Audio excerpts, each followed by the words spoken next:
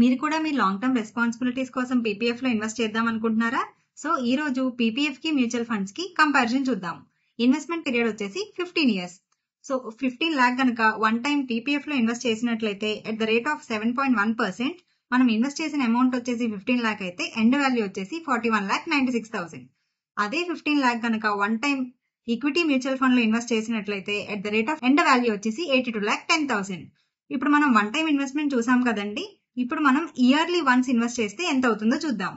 Yearly 1 lock గనక 15 years పాటు PPF లో ఇన్వెస్ట్ చేసినట్లయితే ఎట్ ద రేట్ ఆఫ్ 7.1%, మనం ఇన్వెస్ట్ చేసిన అమౌంట్ వచ్చేసి 15 లాక్ అయితే ఎండ్ వాల్యూ వచ్చేసి 27 లాక్. అదే ఇయర్లీ 1 లాక్ గనక 15 ఇయర్స్ పాటు ఈక్విటీ మ్యూచువల్ ఫండ్ లో ఇన్వెస్ట్ చేసినట్లయితే at the rate of 12%, invest చేసిన అమౌంట్ వచ్చేసి 15 లాక్ అయితే ఎండ్ వాల్యూ వచ్చేసి 40 లాక్.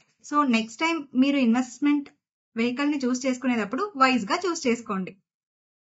వీడియో నచ్చితే లైక్ చేయండి, మా ఛానల్ కి సబ్స్క్రైబ్ అవ్వండి, ఇంకా మీ ఫ్రెండ్స్ తో షేర్ చేయండి.